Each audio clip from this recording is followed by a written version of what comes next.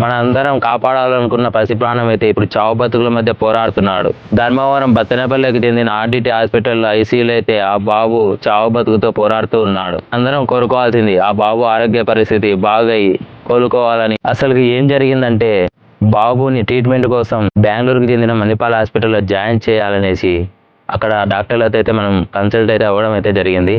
అక్కడ డాక్టర్స్ ఏం చెప్పారంటే, బాబుకి ఇప్పుడైతే ఇన్ఫెక్షన్ వల్ల చాలా బాగలేదు, కొంచెం బాబు రికవరీ కావాలా, ఆ ట్రీట్మెంట్ జరగాలంటే బాబు బాడీ సహకరించాలా, బాబు బాడీ ఫస్ట్ స్ట్రాంగ్ ఉండాలని అయితే చెప్పడం అయితే జరిగింది.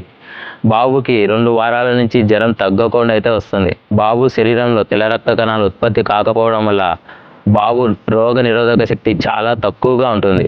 అందువల్ల జ్వరం అసలు తగ్గకపోవడం వల్ల అది ఎక్కువ అయిపోయి బాబు ఇప్పుడు ఐసీయూలో ఉండాల్సిన పరిస్థితి అయితే వచ్చింది. బాబు శరీరం స్ట్రాంగ్ అయితే ట్రీట్మెంట్ అయితే మొదలు పెట్టామని అయితే బెంగళూరుకి చెందిన మణిపాల్ హాస్పిటల్ డాక్టర్స్ అయితే చెప్పడం అయితే జరిగింది. మీరందరూ బాబుకి బాగు కావాలని కోరుకోండి. ఇప్పటి వరకు 14 లక్షలు అయితే ప్రజలు ఇచ్చిన విరాళాలు అయితే వచ్చాయి. నారా లోకేష్ సార్ గారు 9 లక్షలు సీఎం రిలీఫ్ ఫండ్ అయితే ఇచ్చారు. టోటల్గా 23 లక్షలు అయితే బాబు కోసం అయితే వచ్చింది. ఇంకా బాబు ఆరోగ్య పరిస్థితి బాగా ట్రీట్మెంట్ స్టార్ట్ కావాలని మనం అందరం కోరుకుందాం.